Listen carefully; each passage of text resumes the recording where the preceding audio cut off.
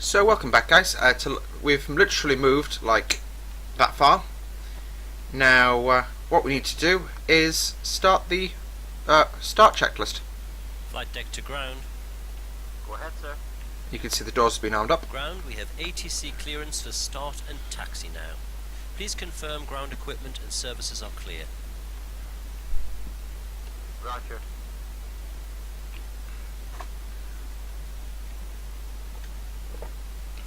You're off on the truck today, Captain, so your ground equipment and stairs clear and all those closed. Ready when you are. Okay. So you can hardly see it because it's hidden behind the bar, but it's saying start engine 2. Starting engine 2. So all we did is rotated the ignition switch to start and engine 2 on. Main specifics for the engine start to actually work is to look up here and check your APU bleeds are functioning. Now what we're going to do is we're just going to look at engine on here, which is that one, and just look at this and make sure nothing's going to crazy high numbers, like for example the temperature could go crazy high, things like that. We've got good bleeds on both sides. You can see number 2 is slowly but surely starting, and then all of a sudden the ITT starts rising fairly fast. So EGT, sorry about the can opening noise. That I just need a don't need to be drinking whilst I'm talking because I've got a really sore throat.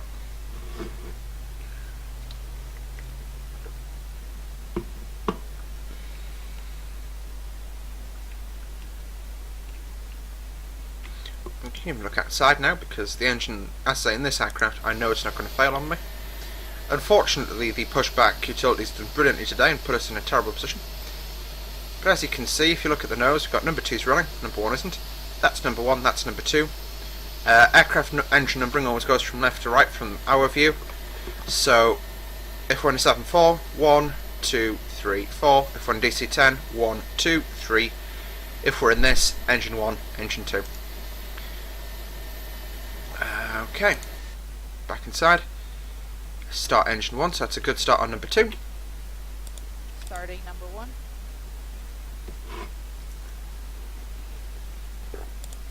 Now luckily for you guys, it's again, I'm not going to bring the charts into the equation this time because for 2 reasons. 1, it makes my life significantly easier, and 2, it's just going to overcomplicate things for you guys at this stage because all we're learning is what buttons to push when, not how to find your way around Doha Airport. And there we go, that's the EGT going up as quickly as it was with the last aircraft. That one, the APC I think is the chart I'm after, is it? Yes, it is it? Yep, no it's not, it's HEC. Sorry guys, I'm just not used to the acronyms that Lufthansa uses. I've now got the burps because I've had too much fizzy pop. So yeah, taxi out, we're going to do a left, like 270-degree turn because you can see the runway's just there. And we're going to taxi straight down to the end, enter from the end, then blast off in the north out of here. Or facing generally north. Engine 1 is stabilised. There we go, that's 2 good starts. You'd think I queued that in. We can also... That's a good start on both engines. All systems are normal.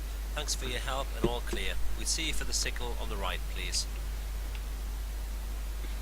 Roger, 2 good starts, all clear signal. See you on the right. Oh, he's Irish, eh? He's from Dublin. So now I've got to wait a few minutes and pretend the marshal is walking from here over to there. After start checklist. Engine mode selector. Set. APU bleed. Set off. APU master.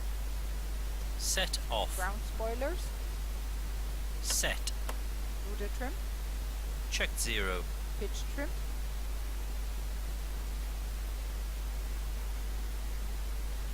Just thinking about it. If there's anything that you aren't sure about, by the way, let me know in the comments section below. Is that something I have to set? I've set it. If it's what it wants me to do. I'll get rid of that as well, because that looks weird. I think that Pitch trim. it would normally tell you what it was expecting you to do.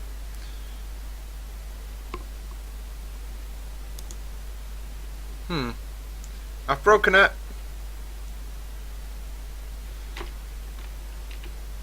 Does it? Okay, guys, I'm going to just disable the checklist now, and I'm going to Trim. do the whole. Checked. Alright. Controls. Now I'm going to do a flight control test, which I'll show you. So, listen to the instructions. Full left, Full left. neutral. Sorry, I'm just touching the mic there. Full right. Neutral. Full up. Full down. Neutral. Full left. Full right. Neutral. When you see them do this in the real thing, it looks more like this. Flaps 1. Anti-ice. Off. Beacon status. Checked. Beacon door page. Checked. Hand signal. Received. Checklist complete. Okay. Initiating taxi now. So we're going to just do a turn to follow this taxi line out. I just stand Alpha 10, and we'll then just backtrack down to the hold. Taxiing checklist. No flight. Brake check. Pedal pressed. Checked 0. Check. Auto brakes. Max. Takeoff data. Reviewed. FCU. Checked. Flight instruments. Checked. Check. TO config. Set. Checklist complete. So there we go. I'm just going to use the 1 key to do the before takeoff checks, because that's actually the runway there. Flight attendants, seats for takeoff. Before takeoff checklist. I'm just doing Brake the. temperature. Checked. Brake fans. Off. Engine mode selector. Check normal. TCAS. TARA tilt above. Exterior lights. Wow, that's Set blinding, off. isn't it? We'll go back inside. Checklist complete. Okay, so we can enter the runway now. One thing we will do is good practice for when you start flying on VATSIMs to look that way and just check that there's no aircraft actually on approach right now. Because yesterday I was flying out of London into London Heathrow, sorry, and I had to fly full go around because somebody tried to land on top of me. Sorry, somebody tried to taxi out in front of me, not land on top of me, because I was the one landing. I tried to land on somebody. So we're just going to do a rolling manoeuvre here. How's that? Flax.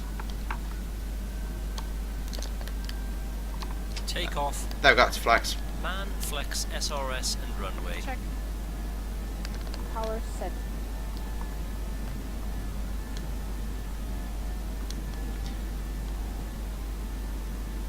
$80 knots. They're not going to call that then. Knots. Checked. There we go. They call it 100 knots for some reason. We are a little bit to the right of centre line, but that is no big deal. As long as you're not off the runway, it's fine. Speed 1. Rotate. I rotate a little aggressively there. Gear up. Gear up. Navigation. Check. And I'm just going to say autopilot, Autopilot on. and then we can look at the Gucci effects that should be going on. Okay, maybe they won't. Forget I said anything. There we go. So the aircraft's now taken itself over. Gears up. Lights off. When it gets to 1,000, we'll get a flashy light here telling us to pull the thrust back to climb.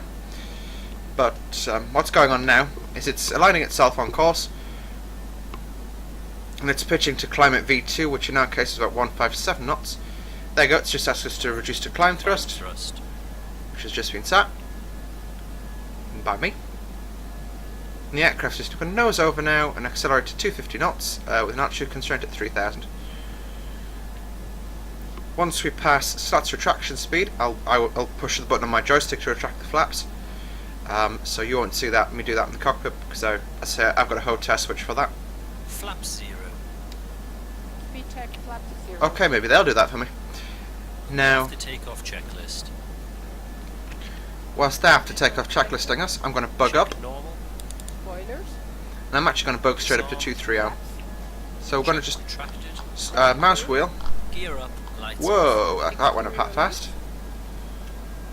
Set off. Tax. Both on. So let's just set this up to 2,300. TCAS. Checked. Altimeter. 1010. 1010. Check. Check is complete. So this particular departure keeps you quite low initially to avoid, I think it's incoming traffic over that way.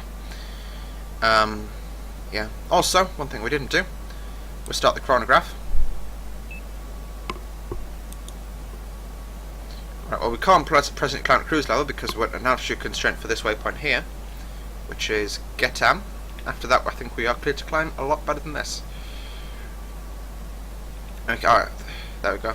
Oh, shucks. Yeah, it did start timing and I stopped at timing. So we've got to add about 3 minutes 10 seconds onto our total flight time. My notepad has disappeared, so I can't write that down, but I remember it.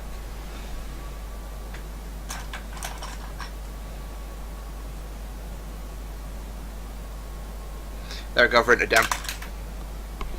So you can see it's saying climb to cruise level. Now at this stage what I can do is I can just say you're clear to climb to 23,000 when you're ready. Because if you look at this plate thing here,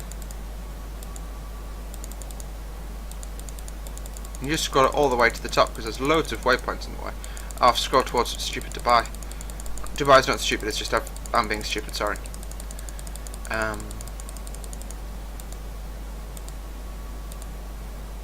There you go. So annually, what we'll limit it to 3,000 until a long way. So what I'm going to do is I'm going to pretend. Hello, Doha radar. It's Qatari 1004 requesting climb to cruise level. And then all they'll say is, yeah, we're happy for you to climb because there's nobody in the way. And then you right click it, which is pull.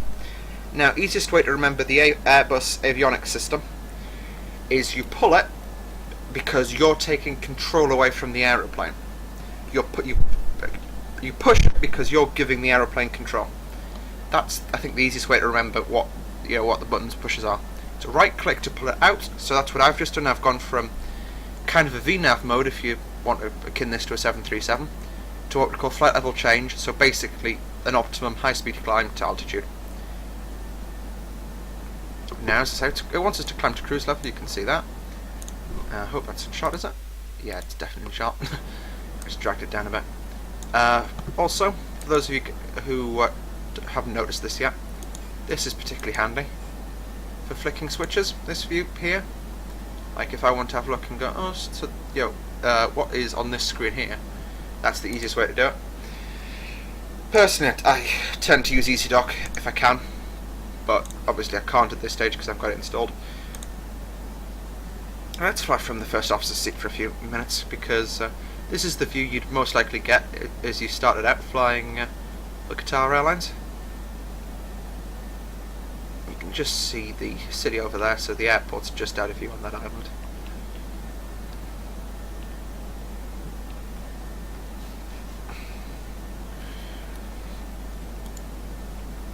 That's OTBK down in front of us on the left there, which is it's over there on the left somewhere. And that's one of 3 airports that are actually decently large that are within Qatar itself. Because you've got Hamad and Doha's Old International, which is now closed down, and OTBK, which his proper name escapes me. Let's just quickly find it. It's Al Udeid. Oh yeah, Al Udeid Air. No, OTBH. Oh no, that's OTBH. It's Al Udeid. Al Udeid is basically where most of Desert Storm was launched from. And you can see the aircraft's now accelerating to a climb speed, which is in our case today is 311 knots, which is computed by our cost index. It climbs at anything between about 280 knots above 10,000 and about 350.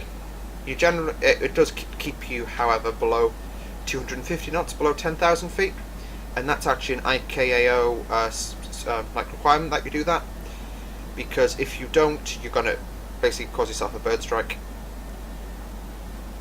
Now what I'm going to do is I'm going to cut the video here, folks, and this is going to be the end of part 2. because at this stage I'm largely going to be babysitting the aircraft for most of the trip, for the next about half hour until we get closer to Dubai. So I'll cut the video here and I'll start again once things start getting interesting at the other end. See you then, folks. Bye.